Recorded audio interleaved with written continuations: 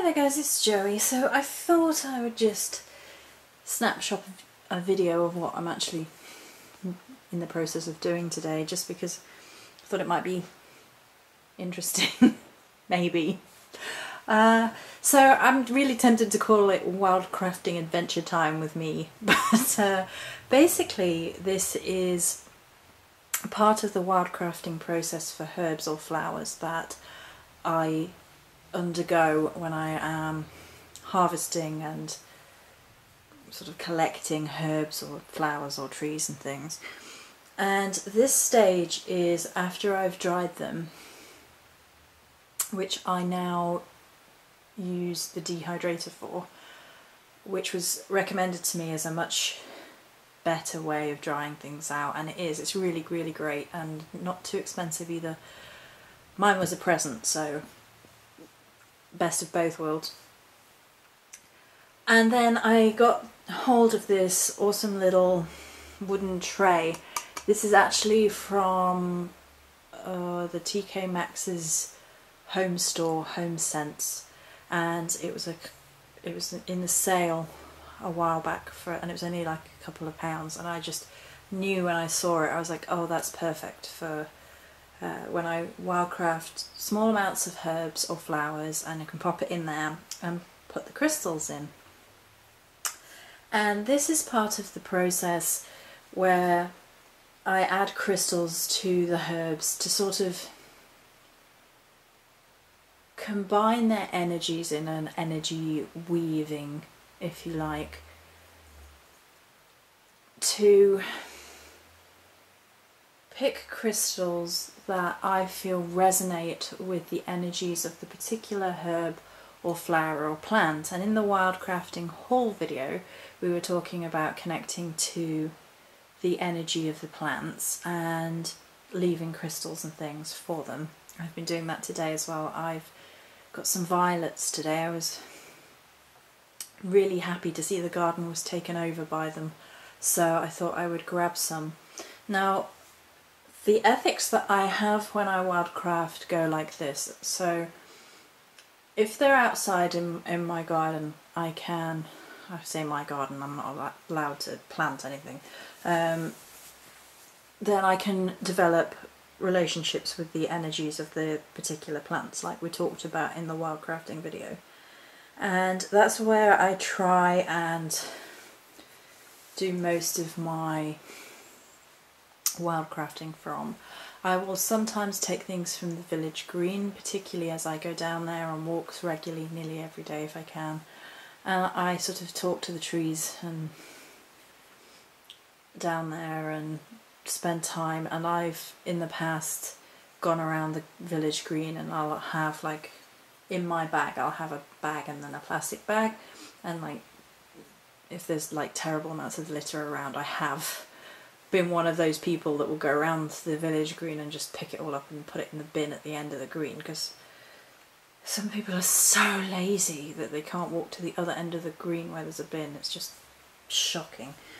Anyway, so these are all places that I frequent and, you know, give offerings to and things of that nature. So I only take a little bit, and as you can see, unless I'm gifted them like the pine, which is almost completely dehydrated now. There was some bits that were much bigger and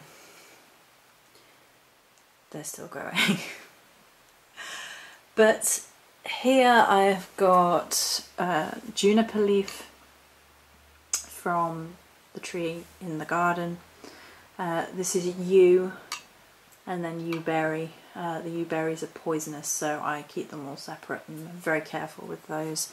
And then some primroses and buttercups from the garden, which I took from the lawn. They'd grown in the lawn, and I knew it was only a matter of time before the landlords mowed the lawn and they would have been gone, you know, shredded. So I took the buttercups and the primroses, and lo and behold, the very next day they would have been mowed down. So new lease of life for those. So how do you choose crystals if this is something you're interested in doing? And what's the point sort of thing. Well, as I sort of said, the idea behind it is to further imbue them with the energies. It kind of interweaves similar energies, and I think you have to be on point when you assign crystals to each particular flower or plant or tree. And you do that through the process of getting to know the energy of the plant, knowing its correspondence, say if it's a solar herb, if it's a sun herb, if it's, you know, fiery, and then its magical properties. So for ease of purpose, I'm going to use two smaller points of reference, which is the Cunningham book for herbs and then the Crystal Bibbles, because if I use the Book of Stones and the Magic Compendium, this video is going to be 8 hours long because of the huge amount of depth of information that is available. Okay.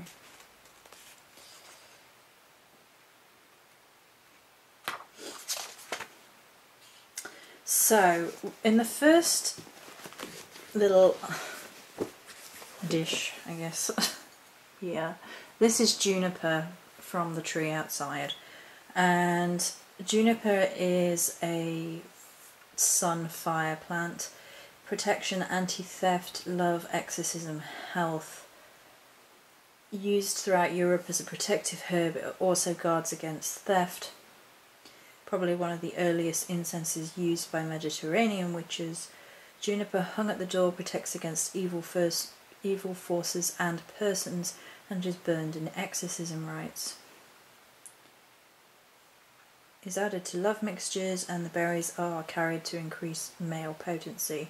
When carried or burned, juniper helps the psychic powers and breaks hexes and curses, as well as driving off snakes.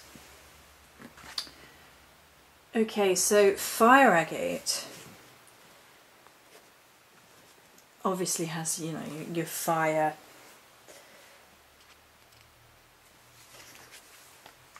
energy to it.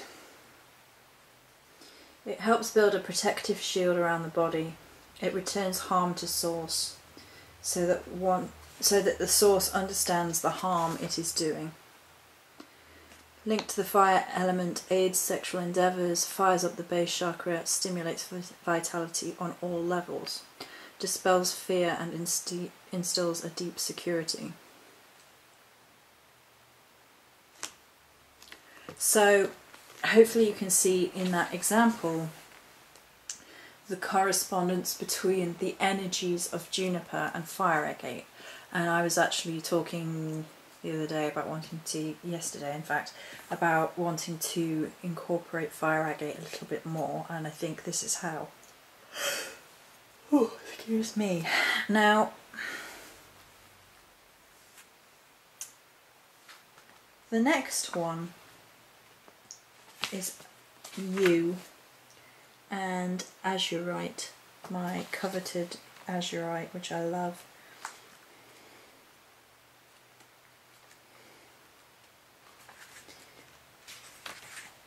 And this actually comes from engaging with the energies of yew. The trees in particular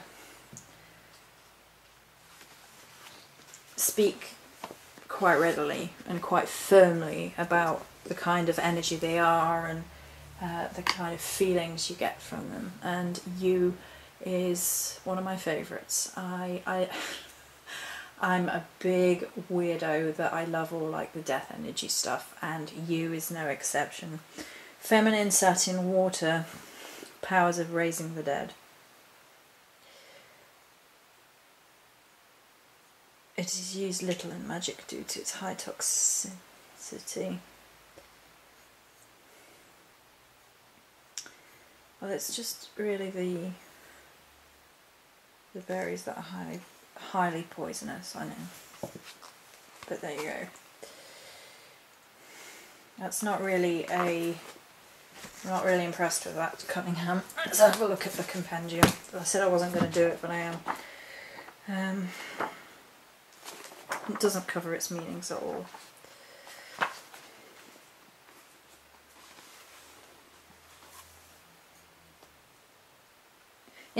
Okay, the compendium says, you know, internal use of yew should be avoided. The needles can be dried and powdered for incense. So there you go, that's a little bit more of a... In one of the sacred trees of the British Isles, the yew is associated with Io, the letter I in the Ogham. Grieve writes in A Modern Herbal, it was a tree favoured by the Druids who built their temples near these trees, a custom followed by the early Christians. In The White Goddess, Graves describes this evergreen as the death tree in all European countries, sacred to Hecate in Greece and Italy. Also associates the yew with the god Mercury. Okay, so basically, the herbal compendiums aren't going to give huge amounts of information about the energies of yew. There's always a little bit of hesitation. It's one of those herbs which basically goes with the crone aspect, any death goddess. For me, that's going to be Morrigan and Bave, so you will always see a lot of the herbal compendiums just reference one particular death goddess, and it's all of them, it relates to death in all forms. But that can be about the world of spirit, about divination, about contacting spirits for energy. And that's the doorbell, and that's going to be someone running down the stairs. So for that end, I felt that azurite was the correct choice. Psychic and intuitive development, it urges the soul towards enlightenment. It raises consciousness to a higher level and gives greater control over spiritual unfoldment. Clear understanding and new perspectives expands the mind. Challenges your view of reality and teaches you to let go of programmed belief systems to move into the unknown without fear, reaching deeper insights and a new reality. Clears stress, worry, grief and sadness. Transmutes fear and phobias and brings in understanding of why they occurred in the first place. So it sort of taps into the energy of yew in that people are quick to fear it because it has a death association, and quick to dismiss it as all being poisonous. Do not eat yew, but as long as you're being sensible and serious, then there you go. Okie dokie. So then primrose in the centre.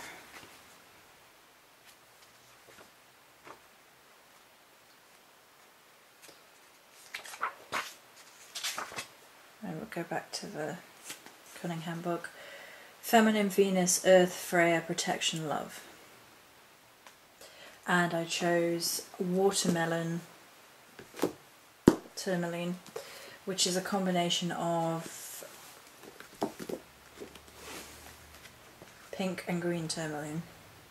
I don't know if they will have it in the bibble. Hang on. Might be one of the later ones.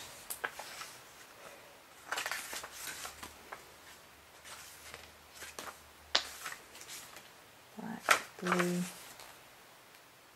pink. Oh, it does. Okay. Watermelon. Super activator of the heart chakra, linking it to the higher self and fostering love, tenderness and friendship. Instills patience, tact and diplomacy, alleviates depression and fear, promotes inner security. So there you go. It has a strong heart chakra resonance and brings that loving energy around through. And for the buttercup, it's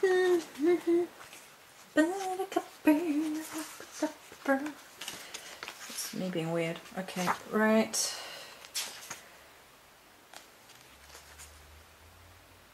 I was sure you had buttercup. You don't have buttercup?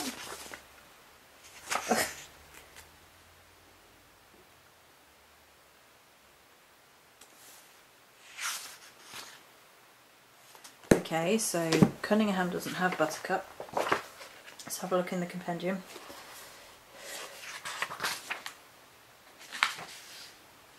Ah. Apparently neither does the compendium. Weird. Right, okay. I know it's a solar plant.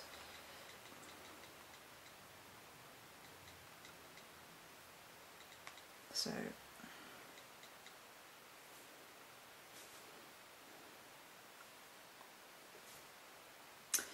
okay, the Herb Grimoire at the Magical Cat, which is usually my go-to set.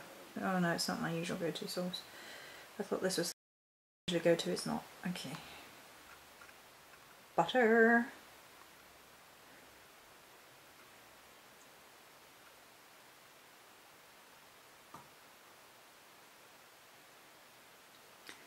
Okay.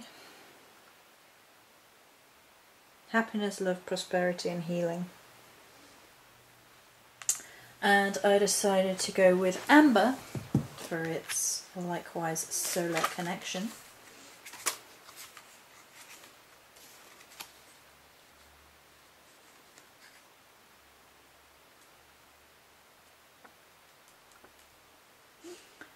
Which we will momentarily find.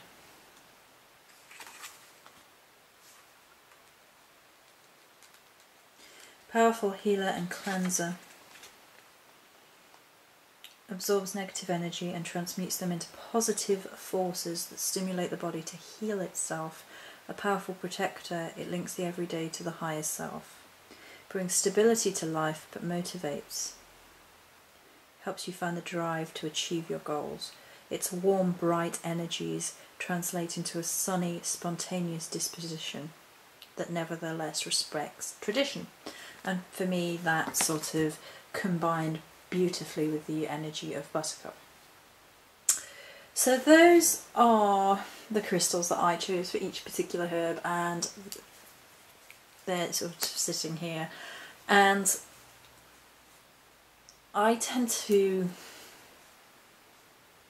I don't know, I guess you could call it like energy knit them together. And I just visualise that very knitting process between energies and just sort of forming them into energy links with the herbs. And some people will leave crystals in their herb jars, full stop. I don't have enough crystals for that, so they tend to get imbued with like this. Like for example, I've only got one of each of the crystals you see here apart from the azurite, which I have two. And so once I feel that they are then ready, then they can be stored and used for magical purposes. So I just thought I would share this. It's a little bit of a something I was doing today, and I thought, you know, it could be kind of interesting, I hope. So that's it for today. Many blessings.